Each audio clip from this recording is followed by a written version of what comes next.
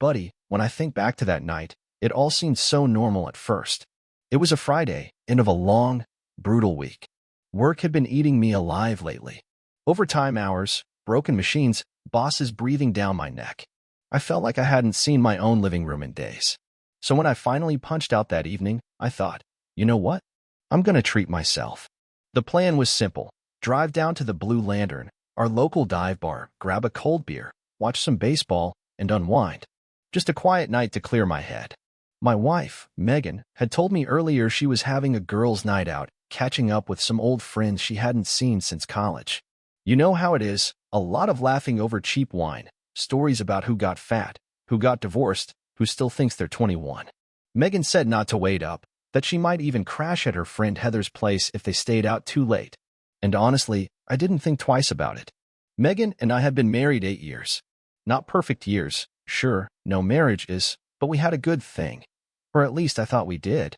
So there I was, pulling into the parking lot around 8 p.m.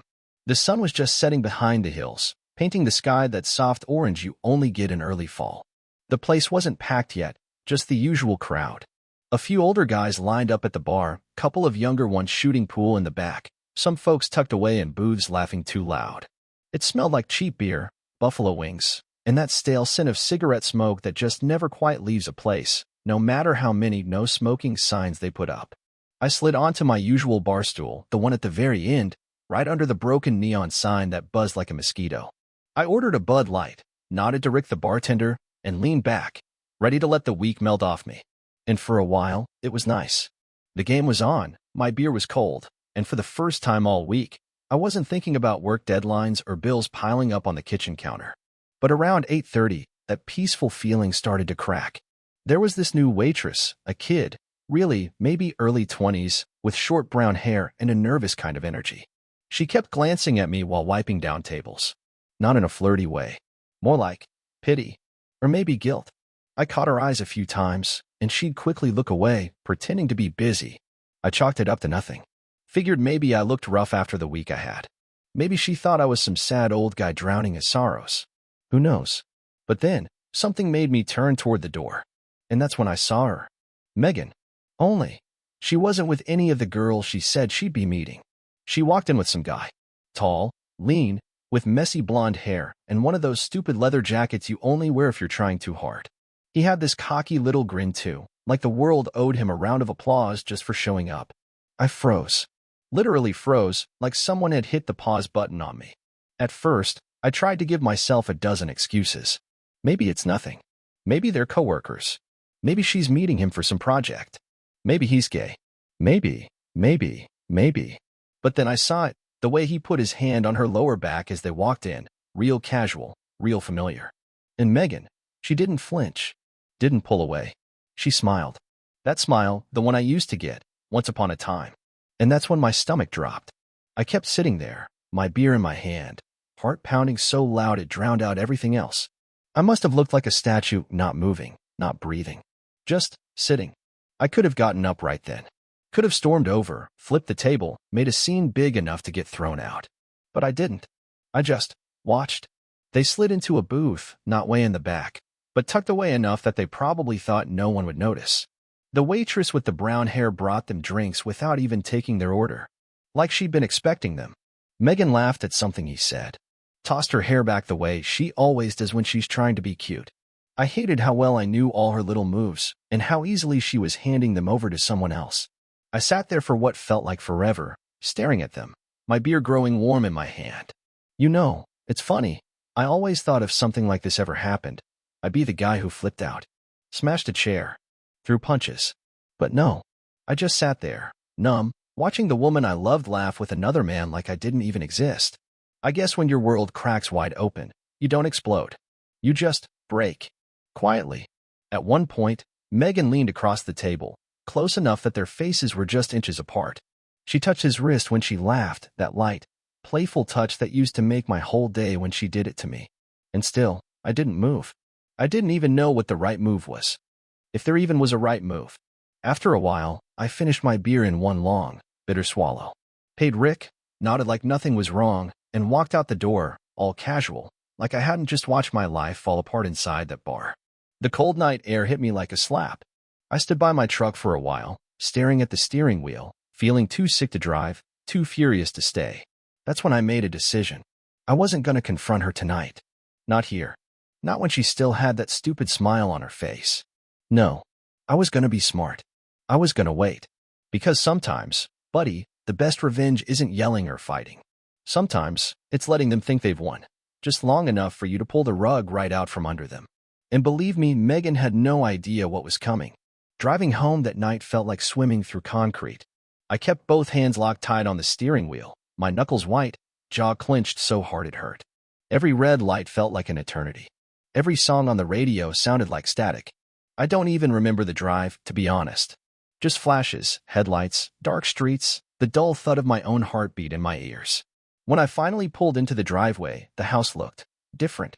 It was the same little blue two-story we bought 5 years ago, the one with the cracked sidewalk and the porch swing Megan insisted we needed. But standing there, staring at it, it felt like a stranger's house.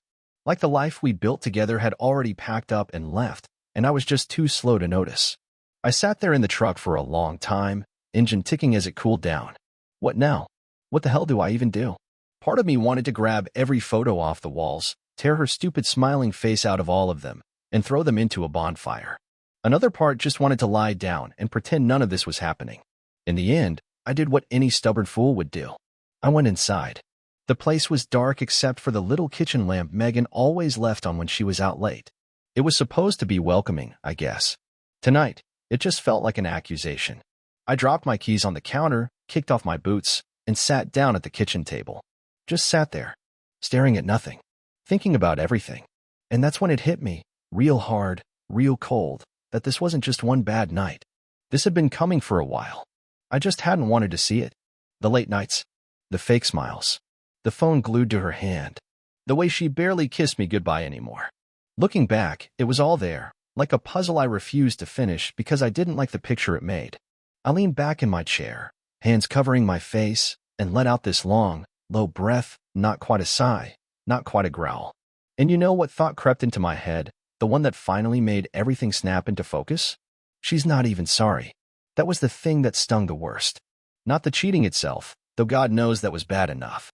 No, it was the fact that she could sit there, laugh, touch another guy's arm, smile like she didn't have a care in the world, all while I was sitting 20 feet away, drinking my beer, watching it happen. Like I didn't even matter. Like I was just background noise. That was the moment I decided I wasn't going to let her walk all over me. I wasn't going to be the guy everyone felt sorry for. The one who got played and just slinked away. No. If she wanted to play dirty, fine. But I was going to play smart. I didn't know exactly what the plan was yet, but I knew this much. I wasn't going to tip my hand too soon. So I cleaned up the kitchen a little, not for her, for me, and went upstairs. I lay down in bed, fully clothed, staring at the ceiling fan spinning slowly above me. I waited. The clock ticked past midnight. Then 1. Then 2. Finally, around 2:15 a.m., I heard her car pull into the driveway. The front door creaked open, then shut softly. I heard her heels click across the hardwood floor, careful steps like a teenager sneaking in after curfew. For a moment, I pictured her, standing there in the dark kitchen, wondering if I was asleep, wondering if she got away with it. I could almost hear her thinking, I'll just slip into bed. He'll never know. It'll be like it never happened. I stayed perfectly still, listened as she crept up the stairs, paused outside the bedroom door. Then, after a beat, she slipped inside. I kept my eyes closed, breathing slow and steady.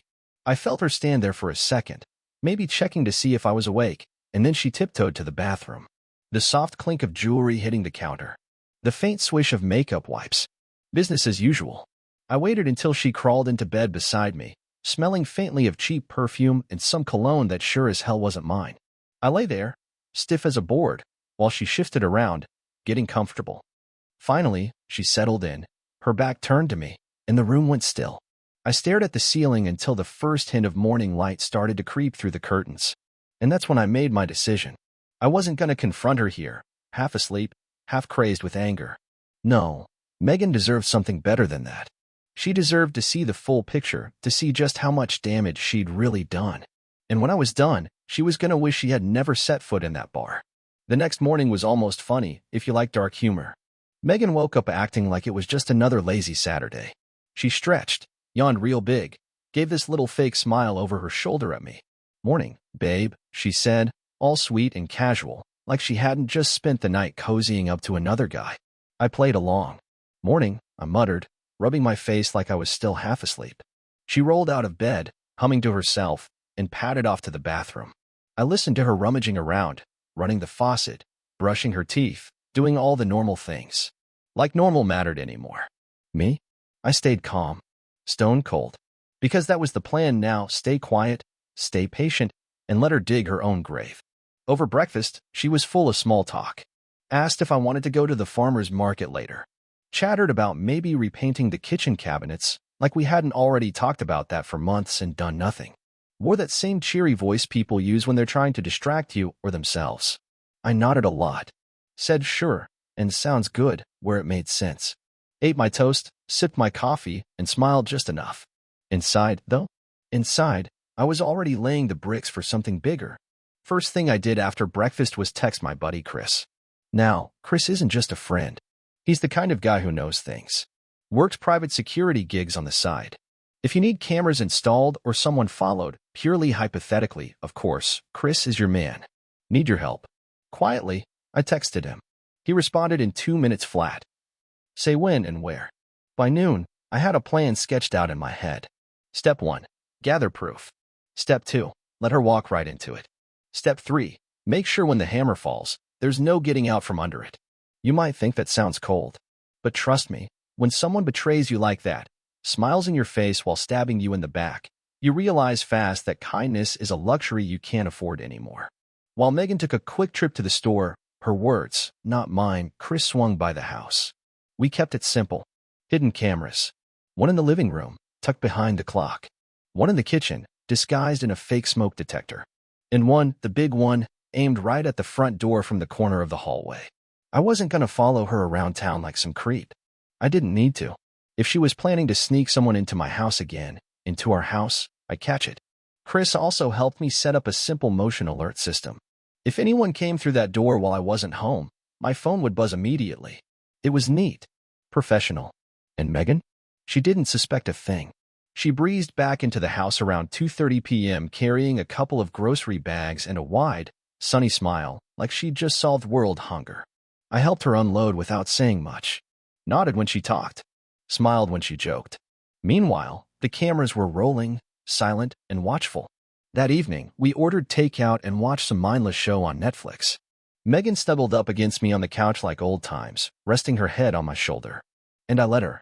I sat there, one arm around her, while inside, I counted the hours until the truth would come crashing down. Because if there's one thing I knew for sure, buddy, it's this. Cheaters aren't as smart as they think they are. They get sloppy. They start believing their own lies.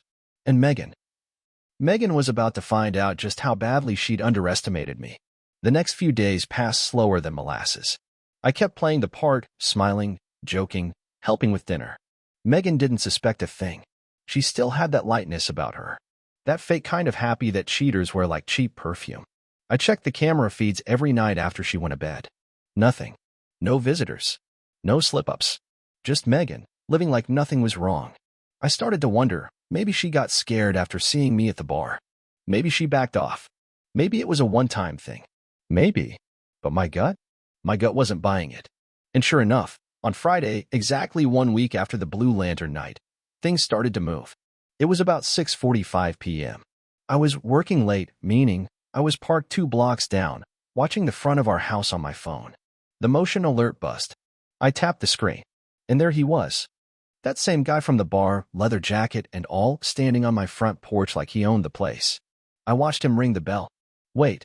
Then Megan answered, grinning like a teenager sneaking out after curfew. She let him in without a second's hesitation.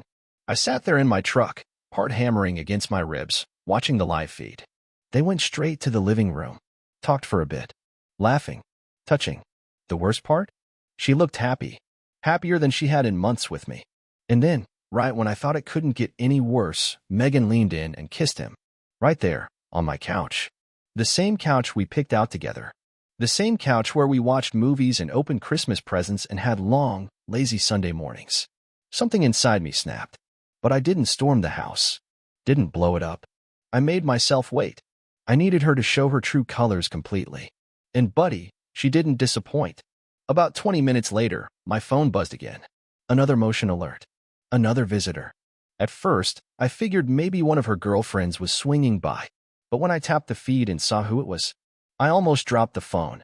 Standing on the porch, knocking like he had every right to be there, was a guy I recognized immediately, and not from any bar. It was Ryan Carter, Megan's ex-boyfriend. The one she swore she hadn't spoken to in years. The one she told me was a mistake she never wanted to think about again. And now here he was, standing at my front door, right while she was already entertaining another man inside. At first, I thought maybe he'd leave when he realized someone else was there. But no. Megan opened the door, smiled, and let him in, too. I stared at the screen, my mind struggling to catch up. 2 guys? At the same time? Was this some sick joke? Inside the house, things got awkward real quick. Leather jacket guy stood up from the couch, looking confused. Ryan looked confused. Megan, for a second, looked downright panicked. Then, and I'll never forget this, she smiled wide and said, "It's okay. You're both here. That's perfect." Buddy, I sat there in my truck, stunned. I didn't even know what to think anymore. Was this just a bad dream? Some twisted sitcom? Nope. This was my real life. And it was about to get even uglier. I sat there in my truck, phone in my hand, feeling like the floor had dropped out from under me. Megan wasn't just messing around. She wasn't confused or caught in some stupid, emotional moment. No, buddy, she had it planned. Inside that house, our house, she was laughing, smiling, touching, and flirting with not one, but 2 different guys. I watched it happen live on my phone, feeling sicker by the second. First, there was the leather jacket guy, the one from the bar, lounging on the couch like he owned the place. Then there was Ryan, her old flame, her so-called mistake from the past, standing in my living room like he had every right to be there. At first, it looked awkward. The 2 guys didn't seem to know about each other. They gave each other those weird, confused looks, the kind of looks guys give when they realize they've been invited to the same party by the same woman. But Megan? She laughed it off. She walked up between them, wrapped an arm around each of their shoulders, and said something. I couldn't hear it, but I didn't need to. Her body language said it all. She was in control. She wasn't panicking, wasn't apologizing. She was enjoying it. Next thing I knew, she poured them both drinks, passed them around like it was some private celebration. And then, she pulled them both onto the couch, one on each side, like it was the most normal thing in the world. I sat there watching her stroke one guy's thigh while leaning over to kiss the other, laughing, teasing, touching. They were into it too, grinning like fools, drinking it all in. I don't know how long I sat there staring at the screen, feeling my hands go numb around my phone. Long enough to realize that whatever I thought Megan and I had, it was dead. Long enough to know that this wasn't a mistake she was going to regret in the morning. This was who she chose to be. Right there, under the roof we built together, where we made plans, shared dreams, talked about kids someday. All of it burned to ashes right before my eyes. And the worst part? She didn't even hesitate. Not once. There wasn't an ounce of guilt or second-guessing on her face. Just pure, selfish excitement. She wanted them both. And she didn't care who got hurt. Especially not me. I don't remember much about driving home that night. I must have turned off my brain somewhere between the end of the street and the driveway, because the next thing I knew, I was pulling up to the curb, headlights cutting through the dark like knives. The house looked normal from the outside. Lights on, curtains drawn. Nothing to suggest the circus going on inside. But I knew. I knew every dirty little thing happening behind those walls. I sat there in the truck, engine idling, hands gripping the steering wheel so tight my knuckles went white. I told myself, don't do anything stupid. Be calm. Be smart. But you know what, buddy? Sometimes smart doesn't matter. Sometimes it's about standing up, not because you'll win, but because it's the only thing left you can do. I killed the engine, shoved the door open, and walked up the driveway, each step feeling heavier than the last. I didn't bother knocking. This was my house. I opened the door, and there they were. The scene hit me like a punch to the gut, worse than anything I'd imagined. Megan was sitting between the 2 of them on the couch, laughing, flushed, a drink in one hand. She looked alive in a way she hadn't around me in years, and that hurt more than anything. Both guys looked up when they saw me. The one in the leather jacket tensed immediately, the kind of tension you only get when you know you're somewhere you don't belong. Ryan just stared at me, like he couldn't decide if he should get up or stay put. And Megan actually had the audacity to smile. "Mike," she said brightly, like I was just another guest at her little party. "You're home early." I shut the door behind me, slow and deliberate, pocketed my keys, walked forward until I stood in front of all three of them. No one spoke. The air in the room was thick, heavy. I could hear the blood rushing in my ears. For a second, I thought about swinging. Really thought about it. Breaking leather jacket guy's nose. Flattening Ryan right there on my carpet. But I didn't. Instead, I did something worse. I smiled. It wasn't a nice smile. It was the kind of smile you give when you know the other person just nuked their entire world and hasn't realized it yet. "You know," I said quietly, looking right at Megan, "I was going to forgive you." Her smile faltered just a little. I was going to chalk it up to a mistake. A moment of weakness. I glanced at the two men sitting there, suddenly looking very uncomfortable. "But this," I continued, waving a hand at the whole pathetic scene. "This isn't a mistake. This is who you are." Megan opened her mouth to speak, but I cut her off with a look. "Don't," I said. "Just don't." I pulled my phone from my pocket, flipped through a few screens, and then held it up. The live security feed. Clear as day. Megan's face went pale. "You see," I said, my voice still calm, still level. "I've been recording everything." I turned the screen so they could all see. Footage of Megan kissing leather jacket, laughing with Ryan, inviting them both inside like she was handing out party favors. Their faces said it all, the guilt, the panic, the sudden realization that maybe they weren't as smart as they thought. "I'm not going to scream," I said. "I'm not going to fight. I'm not even going to ask why." I looked straight at Megan. "Because I don't care anymore." I took the phone back into my pocket and stepped back. "You have 5 minutes," I said, voice like ice. "Both of you get out." Leather jacket guy scrambled to his feet so fast he nearly knocked over his drink. Ryan hesitated a second longer, always the stubborn one, but eventually followed. They didn't say a word, didn't apologize, didn't even look me in the eye. They just grabbed their jackets and shuffled out like dogs with their tails between their legs. The door slammed behind them, leaving me alone with Megan. For a moment, neither of us moved. Then Megan stood up, trying to collect herself. "Mike, please, let's talk." I laughed. Actually laughed. It was harsh, humorless, the sound of a man who had nothing left to lose. "Talk?" I said. "About what?" She looked lost for the first time. Desperate. "I made a mistake," she whispered. "I got carried away. It didn't mean anything." I shook my head slowly. "You didn't get carried away, Megan," I said. "You orchestrated it. You invited them here. You set the whole thing up." I walked toward the door, opening it wide. "You made your choice," I said. "Now live with it." She didn't move. Just stood there, tears brimming in her eyes, makeup smudging as she tried to hold herself together. "You're really throwing everything away?" she asked, voice trembling. "No," I said. "You threw it away. And then I left." I didn't even look back. When I walked out that night, I didn't just leave Megan behind. I left behind the man who would have forgiven her. The man who would have begged for answers, for closure, for some half-hearted apology. That man was dead and buried. What was left was me. Clear-headed, cold, and ready. I wasn't the kind of guy who usually believed in revenge. But buddy, sometimes life hands you a bat and points at the piñata. And when it does, you swing. I spent the next 2 days making calls. Quiet ones. Strategic ones. Turns out when you live in a small town long enough, and you treat people right, you build up a lot of goodwill. The first thing I did was call our realtor, a good friend of mine named Jeff. I told him I wanted to list the house. Immediately. And here's the kicker, Megan wasn't on the deed. When we bought the place, her credit was so bad we agreed to put it solely under my name until she got things sorted. She never did. Funny how that worked out. By Monday afternoon, Jeff had a photographer scheduled, paperwork drawn up, everything moving faster than she could blink. Step 1. Secure the battlefield. Next, I went to our joint bank accounts. Same story. I had opened the main account in my name when we got married. She had a secondary card, but no ownership. I drained it. Every penny. Transferred it all into a brand new account she couldn't touch. Savings, too. And the credit cards? Froze them. Megan had no idea yet.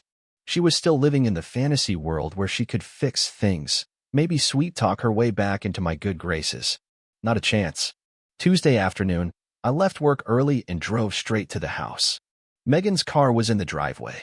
I smiled to myself, hard hammering in anticipation. This was going to be good. I walked through the front door, and there she was, sitting at the kitchen table, laptop open, bills and papers spread out like she was planning a rescue mission.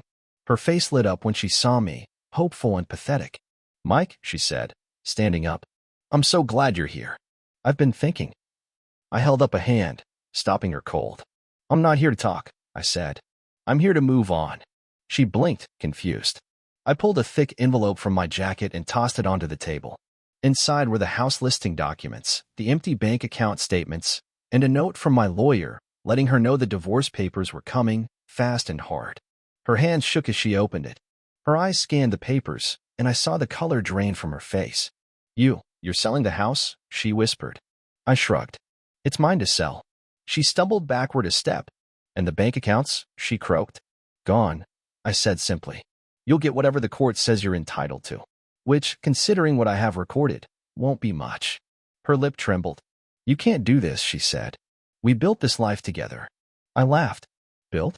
"No, Megan. I built it. You just moved yourself in." The tears started then. Big, messy ones. Maybe real. Maybe not. Didn't matter anymore. I turned to leave, then paused. "Oh, and one more thing," I said, tossing a flash drive onto the table beside the envelope. She picked it up, frowning. "What's this?" "Everything," I said. "Every video. Every kiss. Every touch." Her face twisted in horror. "You wouldn't." I smiled coldly. "I already did." I had emailed copies of the footage to her parents, to her siblings, to a few mutual friends. Nothing too graphic, nothing explicit. Just enough to show the truth. Who she really was. Not because I cared about what they thought of her, that was her cross to bear, but because she needed to feel it, the way I had felt it. The shame, the humiliation, the loss. "You tore this house down," I said, stepping through the doorway. "I'm just helping you feel the breeze." She rushed after me, pleading, crying, begging. I didn't slow down, didn't look back. I walked out into the sunlight, feeling lighter than I had in months. I climbed into my truck, started the engine, and pulled away, leaving Megan standing barefoot on the porch, holding the wreckage of her lies in her shaking hands. I knew it wouldn't fix everything. I knew it wouldn't erase the betrayal, but it felt damn good to finally have the power back. And that, buddy, that was worth everything. You'd think after all that, after torching the wreckage and walking away without looking back, I'd feel nothing but peace. Fresh start. Clean break. Cue the inspirational music and the montage of me rediscovering myself, right? Yeah, not exactly. Turns out, starting over isn't as easy as it sounds. Especially when you spend 17 years building a life you thought was solid, only to find out it was sitting on a swamp the whole time. The first morning after everything went down, I woke up in my buddy Chris's guest room. No headboard, no matching nightstands, no Megan breathing beside me.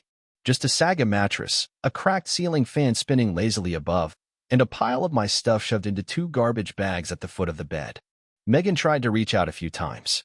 Texts, emails, even a letter, hand-delivered to Chris's house. I didn't read it. Didn't need to. I knew what it would say. "I made a mistake. I miss you. Can we talk? Save it."